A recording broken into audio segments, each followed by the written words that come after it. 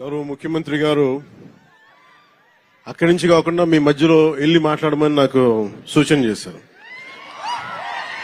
ఎందుకంటే ఇది చాలా నా గుండెకి చాలా ఆత్మీయమైన సంఘటన. ఇది ఒక 3-4 సంవత్సరాల క్రితం మీరు ఎగ్జామ్స్ రాసి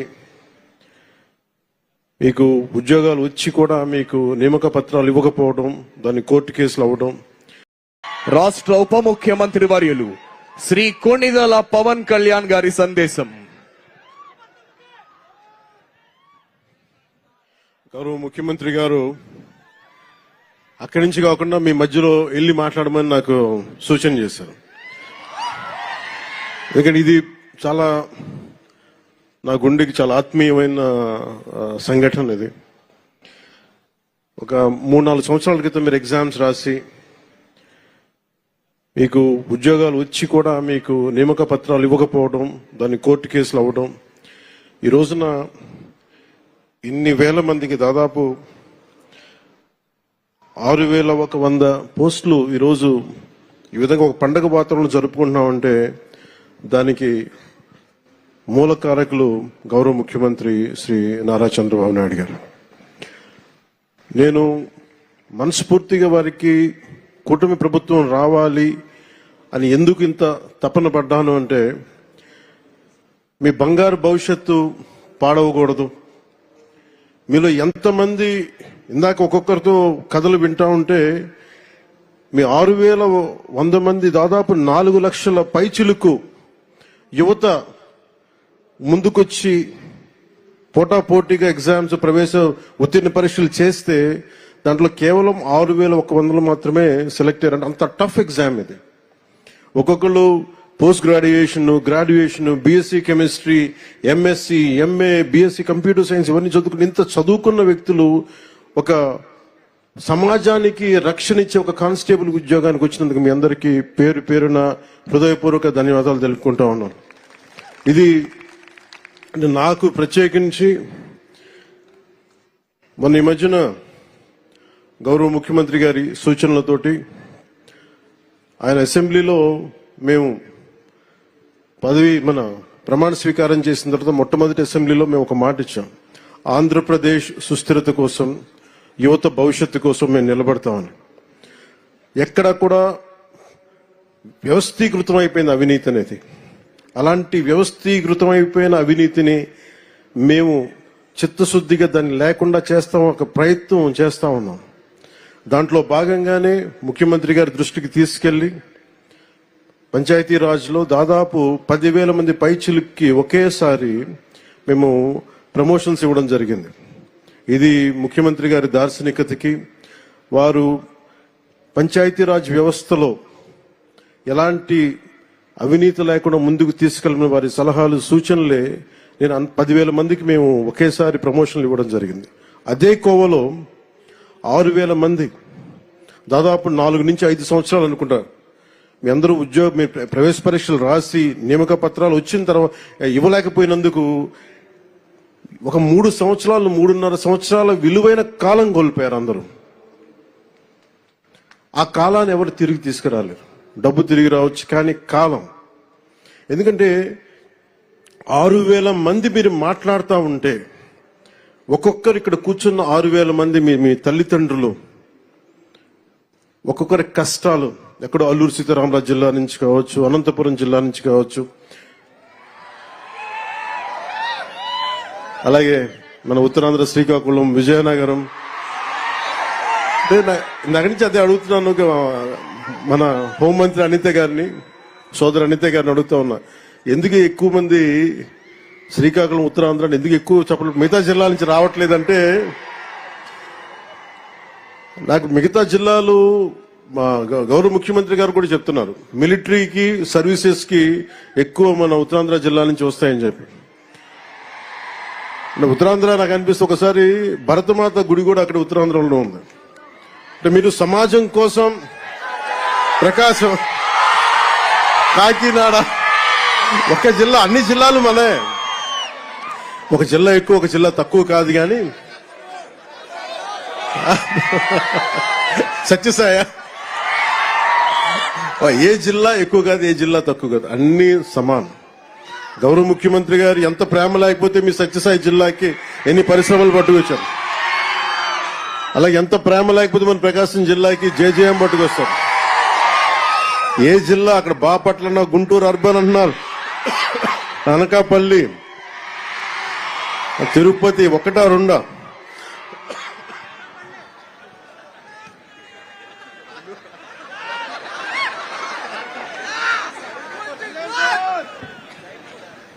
ఈరోజు ఇలాంటి పండగ వాతావరణం సందర్భంలో ఒక వ్యక్తి లోటు బలంగా తెలుస్తుంది. సోదరులు గౌరవ మంత్రివర్యులు, ఐటీ మంత్రివర్యులు శ్రీ నారా లోకేష్ గారు లేని లోటు చాలా బలంగా తెలుస్తూ ఉంది. ఎందుకంటే ఇలాంటి ఒకేసారి ఇంతమందికి ఇవ్వాలని చెప్పి మెగా డిఎస్సి కూడా ఆయన ఆధ్వర్యంలోనే చేయటం, అదే తరహాలో ఇది కూడా ఇవ్వటం మనస్ఫూర్తిగా వారి ధన్యవాదాలు, వారికి నా మనస్ఫూర్తిగా నా అభినందనలు తెలియజేస్తూ, వారి లేని లోటు చాలా స్పష్టంగా ఉందని తెలియజేస్తూ మీ అందరికి కూడా, మీ అందరి తరపున వారికి నా ధన్యవాదాలు తెలుపుతా ఉన్నాను. అలాగే ఇందాక లోకి బాబురావు గారు మాట్లాడింది నాకు ఎంత కదిలించేస్తున్నాయంటే, మీ కథలు కుందరపు మణికంఠ గారు కావచ్చు, కసింశెట్టి అఖిల్ గారు కావచ్చు, కొమ్ము శిరీష గారు కావచ్చు, షేక్ గండ్లూరు హఫీజం గారు కావచ్చు, ఇట్లా 6,000 మందిని ఒక్కొక్కరిని మీరు ఎలా సెలెక్ట్ అయ్యారంటే ఒక్కొక్క కథ ఉంటుంది. నేను మా నాన్నగారిని చూసేవాడిని. నాకు ఊహ తెలిసేటప్పటికి మా నాన్న పెట్టి ఆఫీసర్, ఆయన ఒక కానిస్టేబుల్గా ప్రారంభమై, మా కోరిక ఏంటంటే మా నాన్న వచ్చిన ప్రతి ప్రమోషన్ మా ఇంట్లో పండుగ ఉండేది. ఎప్పుడు ఎస్ఐ అవుతారు, ఎప్పుడు ప్రిన్సిపల్ ఎస్ఐ అవుతారు, ఎప్పుడు సిఐ అవుతారు, ఎప్పుడు ఒక ఏఎస్ అసిస్టెంట్ ఎక్సైజ్ సూపరింటెండెంట్గా, ఇవన్నీ మేము వెయిట్ చేసేవాళ్ళం. ఎప్పటికప్పుడు ఎగ్జామ్స్ రాస్తూ ఉండేవాళ్ళం, డిపార్ట్మెంటల్ ఎగ్జామ్స్. సో మీకు డిపార్ట్మెంటల్ ఎగ్జామ్స్ ఉంటాయి అంటే మీ చదువు కానీ మీ లెర్నింగ్ కానీ ఎప్పటికీ అవ్వదు. అది it's non going learning process. నాకు మీ అందరినీ చూస్తే నాకు ఎంత ఆనందంగా ఉందండి. ఇందాక గౌరవ ముఖ్యమంత్రి గారితో నాకు అవకాశం లభించింది, మీ అందరినీ చాలా దగ్గరగా చూసే అవకాశం, మొత్తం అన్ని జిల్లాల నుంచి ప్రతి ఒక్కరిని నమస్కరించడానికి, మీ తల్లిదండ్రులతో మాట్లాడటానికి ఎంత ఆనందం అనిపించిందంటే, నాకు మీ కళ్ళల్లో ఆ ఆనందం నాకు నా తల్లిదండ్రులను చూసుకున్నట్టు అనిపించింది. మీ అందరిని చూస్తాను, అంత అద్భుతంగా అనిపించింది నాకు. ఇక్కడ ఎంత కదిలించేసిందంటే ఒక్కొక్కరి కథలు. అలాగే గౌరవ ముఖ్యమంత్రి గారు నాకు ఆదేశం ఇచ్చారు ఇందాక, లాకే బాబురావు గారి ఇంటికి, మన గ్రామానికి రోడ్లు లేవు, మీరు ఖచ్చితంగా దాన్ని చేయాలంటే గౌరవ ముఖ్యమంత్రి గారికి నేను ఈరోజు సభాముఖంగా మాటిస్తున్నాను. వెంటనే దానికి రోడ్లు వారికి వేసే కార్యక్రమాన్ని శాఖకు నేను తెలియజేస్తాను. అంటే నాకు ఏమి నచ్చింది దీంట్లో అంటే, మీరు కాకి చొక్కా వేసుకుంటే అది మీ గుండె ధైర్యానికి సూచన. అది అందరూ భయపడతారు ఇలాంటి బాధ్యతతో కూడిన ఉద్యోగాలు చేయాలంటే, కానీ మీరు ఎదురొచ్చి సమాజం కోసం మీరు చేస్తున్నారు సేవ, సమాజం కోసం మీరు సేవ చేస్తున్నారు. దాదాపు ఇన్ని కోట్ల మంది జనానికి మీరు ధైర్యం ఇస్తున్నారు. అలాగే నేను మేడం అనిత గారికి కూడా చెప్తా ఉన్నాను, మీకు విధి నిర్వహణలో మీ మీద చిన్నపాటి కించపరిచిన మీ ఉన్నతాధికారులు మీకు అండగా ఉండాలని మనస్ఫూర్తిగా నేను కోరుకుంటున్నాను. ఎందుకంటే ఒక కానిస్టేబుల్ అనే ఒక పదం మీద ఎవరన్నా సరే గొంతెత్తుదామంటే, ఈరోజు మీ అందరి కథలు ఏమి అర్థమైనాయి అంటే, 5 కోట్ల మంది ప్రజలకి, దేశ ప్రజలకి ఒక ఉద్యోగం కోసం మేము ఎంత తపన పడతాం, ఎంత కష్టపడతాం. కేవలం 2 ఆడపిల్లలనే పెట్టుకొని ఒక వెనకబడ్డ కులాల నుంచి వచ్చిన ఎంత కష్టపడతాం, ఇది ప్రజలకి తెలియచేయడం చాలా చాలా చాలా అవసరం. చాలా ఉత్తేజాన్ని ఇచ్చారు మీరు, చాలా ఆనందాన్ని ఇచ్చారు.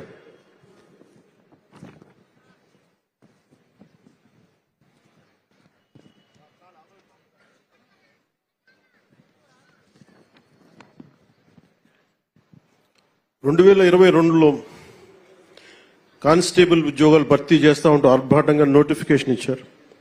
కేసుల రూపంలో న్యాయపరమైన చిక్కులు ఎదురైతే పట్టించుకోకుండా వదిలేశారు. ఉద్యోగ నియామకాలకు ఉన్న అడ్డంకులను తొలగించడం ఎలా అని కనీస ఆలోచన కూడా చేయలేదు. అర్హత ఉన్న మీరింత కష్టపడి ఇంట్లో ఇన్ని కన్నీళ్లు కష్టాల మధ్య మీరు కష్టపడి వచ్చిన తర్వాత కూడా అర్హత ఉన్న ఉద్యోగాల కోసం మీరంతా ఏళ్ల తరబడి వేచి చూసేలా చేశారు. మీరు కోల్పోయిన 3 ఏళ్ల కాలం మేము తిరిగి ఇవ్వలేం, కానీ గౌరవ ముఖ్యమంత్రి గారు మీకు భరోసా ఇచ్చారు. ఈ రోజున కార్యక్రమం గౌరవ హోంమంత్రి గారి అనంత గారి ఆధ్వర్యంలో మేము ఉన్నాం. గత ప్రభుత్వంలో జరిగిన నష్టానికి మేము తిరిగి మీ కాలాన్ని తీసుకురాలేం, కానీ మేము మీకు అండగా ఉంటామని చెప్పి చాలా పెద్ద మనసుతోటి పండగ వాతావరణంలో చేయించిన గౌరవ ముఖ్యమంత్రి మన నారా చంద్రబాబు నాయుడు గారికి మనస్ఫూర్తిగా నా ధన్యవాదాలు తెలియజేస్తాను. కూటమి ప్రభుత్వం అధికారంలోకి వచ్చిన వెంటనే కానిస్టేబుల్ నియామకాలు ప్రక్రియ తక్షణం పూర్తి చేయాలని సంకల్పించింది. ఒక దృఢ సంకల్పంతో ఇందాక గౌరవ ముఖ్యమంత్రి గారు చెప్పినట్టుగా న్యాయపరమైన చిక్కులు తొలగించే పనిని చేపట్టింది. మీ నియామకానికి చట్టపరంగా ఎలాంటి ఇబ్బందులు లేకుండా చేసిన తర్వాతే అన్ని రకాల పరీక్షలు పూర్తి చేశారు. ఒకే రోజున ఒకేసారి ఇంతమందికి నియామక పత్రాలు అందజేయగలుగుతున్నారంటే ఇది గౌరవ ముఖ్యమంత్రి గారి దార్శనికతకి, సోదరి హోంమంత్రి అనిత గారి పట్టుదలకి, ఇది కూటమి ప్రభుత్వ నిబద్ధతకి నిదర్శనమే. 6,100 పోస్టులకి నోటిఫికేషన్ ఇస్తే 6,014 మంది ఎంపిక కాగా 5,757 మంది ఫిట్నెస్ పరీక్షలు దాటి శిక్షణకి అర్హత సాధించారు. అందులో 1,062 మంది మహిళలు కూడా ఉండడం చాలా చాలా ఆనందంగా ఉంది. సో ముఖ్యంగా మహిళా క్యాడెట్స్ అందరికీ కూడా నా ప్రత్యేక ధన్యవాదాలు.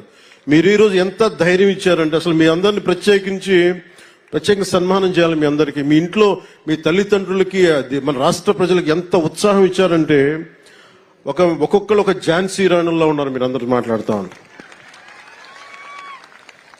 ఈసారి కానిస్టేబుల్ పోస్టులకి ఎంపికైన వారిలో 4,051 మంది, సుమారు 67% మంది ఉన్నత విద్య అభ్యసించిన వారు ఉన్నారు.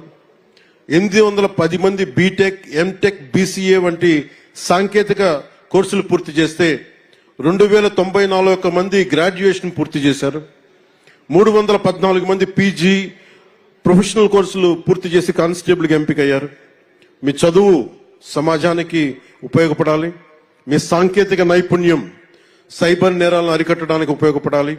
ఈ నెల 22వ తేదీ నుండి సుమారు 9 నెలల పాటు మీకు నేరాల నియంత్రణ, అంతర్గత భద్రత, cyber securities, state of art technology తదితర అంశాల్లో శిక్షణ ఇస్తారు. రాష్ట్రంలో ఈ మధ్య కాలంలో కొన్ని ప్రత్యేక తీవ్రవాద జాడలు బయటకు వస్తా ఉన్నాయి. వాటి మీద కూడా మీరు ఒక దృష్టి పెట్టాలి. గత ప్రభుత్వ హయాంలో క్రికెట్ బెట్టింగ్, గంజాయి, డ్రగ్స్ వాడకం గ్రామ స్థాయికి చేరిపోయింది. ఇది సైబర్ మోసాలు విపరీతం అయిపోయాయి. ఈ మోసాలకి అమాయకులు బలవుతూ స్టేషన్ల చుట్టూ తిరుగుతూ ఉన్నారు. ఇలాంటి సంఘటిత నేరాల నియంత్రణపై దృష్టి సారించాలి. కానిస్టేబుల్సే మన పోలీస్ శాఖకి మూల స్తంభాలు. మీరు లేకపోతే పోలీస్ శాఖ లేదు, మీరు లేకపోతే జీవం లేదు, మీరు లేకపోతే గుండె ధైర్యం లేదు. చాలా మంది ఉన్నతాధికారులు నాతో మాట్లాడుతూ, ముఖ్యంగా గ్రే హౌండ్స్ కానీ మీద యంగ్ కానిస్టేబుల్స్ చూసి చాలా మంది ఉన్నతాధికారులు కొన్ని సంవత్సరాలు నేను చెప్తా ఉంటారు, వాళ్ళని చూస్తే మా కష్టాలన్నీ మర్చిపోతాం, ఒకసారి వాళ్ళు మాకు ధైర్యం ఇస్తారని చెప్పి సందర్భాలు నేను చాలా సార్లు విన్నాను. సో కానిస్టేబుల్ ఉద్యోగం పోలీస్ శాఖకి మూల స్తంభం లాంటిది. సో నా తండ్రి కూడా కానిస్టేబుల్ గానే ఉద్యోగ జీవితాన్ని ప్రారంభించారు. పనిలో నిబద్ధతతో పాటు ఎదగాలన్న కాంక్ష ఆయనలో చాలా బలంగా ఉండేవి. కానిస్టేబుల్ నుంచి ప్రమోషన్స్ తెచ్చుకొని ఒక పోలీస్ అధికారి, ఒక ఏఎస్ఐగా స్థాయికి వచ్చారు. ఆ కానిస్టేబుల్ ఉద్యోగంతోనే మా అందరికీ ఒక జీవితం ఇచ్చారు, మమ్మల్ని చదివించారు. విలువలతో నిండిన ఆయన ప్రస్థానం నుంచి మేము స్ఫూర్తి పొందాం. సో మనకి ఇంత ఇచ్చిన సమాజానికి మేమేం తిరిగి ఇవ్వాలన్న ఆలోచనే నా ప్రభావం ఉంది. వారి ప్రభావంతో ఈ రోజున మేము ఏదైనా నిలబడగలుగుతున్నాం, ప్రజలకు ఏదైనా చేయగలుగుతున్నానంటే మీరు గుర్తుపెట్టుకోండి, మీలాగే మా నాన్నగారు కూడా ఒక కానిస్టేబుల్ నుంచి జీవితాన్ని ప్రారంభించి ఆయన స్ఫూర్తే నాకు ఈరోజు మీ ముందుండే అవకాశాన్ని ఇచ్చింది. సో మీలో ఒకటిగానే నేను మాట్లాడుతున్నాను. మీరు ప్రజలకి అండగా ఉండండి, మీకు ప్రభుత్వం అండగా ఉంటుంది. పోలీసు ఉద్యోగం ఎంతో బాధ్యతతో కూడిన ఉద్యోగం. సమాజం పట్ల బాధ్యత, ప్రజలకి సేవ చేయాలన్న బలమైన కాంక్ష ఉన్నవారు మాత్రమే ఈ ఉద్యోగానికి వస్తారు. పోలీసు విధుల్లో క్రమశిక్షణ, నైతిక విలువలు, ప్రజల పట్ల సేవాభావం ముఖ్యం. ప్రజలకు ఎలాంటి ఇబ్బందులు కలిగినా, వారి హక్కులకు భంగం వాటిల్లిన అన్యాయం జరిగిన మొదట గుర్తొచ్చేది పోలీస్ శాఖ. ఇందాక అనిత గారు చెప్తా, ఒక కానిస్టేబుల్ ఒక కాకి డ్రెస్ కనిపిస్తే ఒక లేని ధైర్యం వస్తుంది ప్రజలకి. సో మీరు వేసుకున్న కాకి సమాజానికి రక్షణ కవచం లాంటిది. సో అందుకని మీరు మీ కాకి దాన్ని ఎక్కడా కూడా దాన్ని తగ్గించకండి. అందుకని దాన్ని దయచేసి దృష్టిలో పెట్టుకొని మీ కాకి ఈ సమాజానికి ఒక రక్షణ కవచం, దాని గౌరవాన్ని నిలబెట్టాలని మనస్ఫూర్తిగా నేను ఆకాంక్షిస్తున్నాను. మీ విధులు ఈ రోజున గౌరవ ముఖ్యమంత్రి గారు కోరుకున్న దాదాపు 15% ఆర్థిక అభివృద్ధి కావాలి అని మా అందరికీ చెప్తా ఉంటారు. వారు చెప్పేది కూడా శాంతి భద్రతలు బాగుంటేనే దేశాభివృద్ధి బాగుంటుంది, రాష్ట్రాభివృద్ధి బాగుంటుంది, రాష్ట్రం ఆర్థిక అభివృద్ధి చాలా బలంగా ఉంటుంది. ఈ మధ్యన గౌరవ ఉత్తరప్రదేశ్ ముఖ్యమంత్రి గారు కూడా సడన్ గా ఇన్ని లక్షల కోట్లు ఎందుకు పెట్టుబడిగా వచ్చిన ఉత్తరప్రదేశ్కి యోగి ఆదిత్యనాథ్ గారు మాట్లాడుతూ ఉంటే, శాంతి భద్రతలు మేము బలంగా చేస్తున్నామే కాబట్టి మా రాష్ట్రానికి పెట్టుబడులు వస్తున్నాయని. అదే మాకు గౌరవ ముఖ్యమంత్రి గారు కూడా బలంగా సూచనలు ఇస్తా ఉన్నారు. శాంతి భద్రతలను ముందుకు తీసుకెళ్లాలంటే మీరు ఇందాక చెప్పినట్టు మీరే స్తంభాలు, మూల స్తంభాలు. అందుకని రాష్ట్ర బడ్జెట్ కూడా, రాష్ట్ర ఆర్థికాభివృద్ధికి కూడా మీరే ఒకలాగా పిల్లర్స్ అవుతారు. ఎందుకంటే మీరు శాంతి భద్రతలను కనుక మీరు సరిగ్గా పర్యవేక్షించగలిగితే ఈ రాష్ట్ర అభివృద్ధిలో మీరు కూడా చాలా కీలకమైన భాగస్వాములు అవుతారు. నేను ఈ సందర్భంలో మీ దృష్టికి తీసుకొస్తా ఉన్నాను. అలాగే కొన్నిసార్లు పోలీస్ స్టేషన్కి వెళ్తే నాకు న్యాయం జరుగుద్ది అన్న ఒక ఆకాంక్ష అందరికీ ఉంటుంది. ఒకసారి అది కొన్ని సందర్భాల్లో కొంతమంది వ్యక్తులు వ్యక్తిగత ప్రవర్తన కొన్నిసార్లు చెడ్డ పేరు వస్తుంటాయి. దాన్ని దృష్టిలో పెట్టుకొని మీరు మంచి పేరు వచ్చేలా చేయాలి మనస్ఫూర్తిగా కోరుకున్న. అదే సమయంలో విధి నిర్వహణలో ఉన్న అధికారులకి ఎలాంటి ఇబ్బందులు ఎదురైనా ప్రత్యేకించి కూటమి ప్రభుత్వం, గౌరవ ముఖ్యమంత్రి నారా చంద్రబాబు నాయుడు గారి నాయకత్వంలో కూటమి ప్రభుత్వం మీకు అండగా నిలుస్తుంది.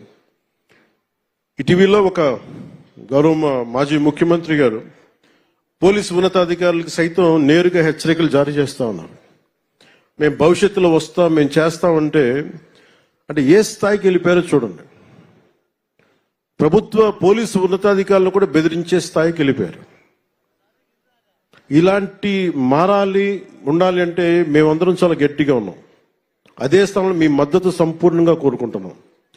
ఏ అధికారి కూడా, ఏ రాజకీయ నాయకుడు కూడా పోలీస్ అధికారులు కానీ ఒక పోలీస్ కానిస్టేబుల్ దగ్గర నుంచి ఉన్నత పోలీస్ అధికారి వరకు బెదిరిస్తే ఉపేక్షించదు నారా చంద్రబాబు నాయుడు గారి నాయకత్వంలోని కూటమి ప్రభుత్వం. చాలా చాలా బలంగా తీసుకుంటాం, దాన్ని బలహీనంగా తీసుకోం మేము. అంటే ఇచ్చే ప్రతి స్టేట్మెంట్ చాలా it will be keenly observed. అలాగే ఉన్నతాధికారులు కూడా మేము మీకు గైడెన్స్ ఇవ్వాలని మనస్ఫూర్తిగా కోరుకుంటూ, శాంతి భద్రత పరిరక్షణలో మన ఎవరం కూడా ఏ కులంలో పుట్టాలి, ఏ జిల్లాలో పుట్టాలి, ఏ రంగులో పుట్టాలి, ఎంత హైట్లో పుట్టాలి మన ఎవరికి చాయిస్ లేదు. కానీ ఎలా ప్రవర్తించాలి అన్నది మటుకు మన చాయిస్ ఉంటుంది. మనకి కవి సామ్రాట్ విశ్వనాథ సత్యనారాయణ గారు చెప్పినట్టుగా అన్ని అనర్థాలకి మూలం మానవ ప్రవృత్తి హేతువు కానీ వాని కులం కానీ, మతం కానీ, ప్రాంతం కానీ కాదు. దీన్ని మీరు బలంగా గుండెల్లోకి తీసుకోండి. ఎందుకు చెప్తున్నానంటే, ఇది కూటమి ప్రభుత్వం ప్రజల మాన ప్రాణ సంరక్షణ, శాంతి భద్రతల పరిరక్షణ ప్రాధాన్యత ఇస్తుంది. ముఖ్యంగా మహిళల భద్రత అత్యంత ప్రాధాన్యత ఇస్తున్నాం. శాంతి భద్రతల పరిరక్షణలో తరతమ భేదాలు చూడం, కులం, మతం, ప్రాంతీయత అనే తేడాలు చూడం. కొత్త కానిస్టేబుల్స్ అందరూ కూడా అదే పందాన్ని అనుసరించాలి. మీ ఉద్యోగ జీవితంలో మీరంతా మరింత ఉన్నత శిఖరాలు చేరుకోవాలి మీ అందరికీ తెలియజేసుకుంటూ నేను wish you all the best, great future. జై Hind. Thank you so much, sir, for the lovely address. అత్యంత వైభవపేతమైన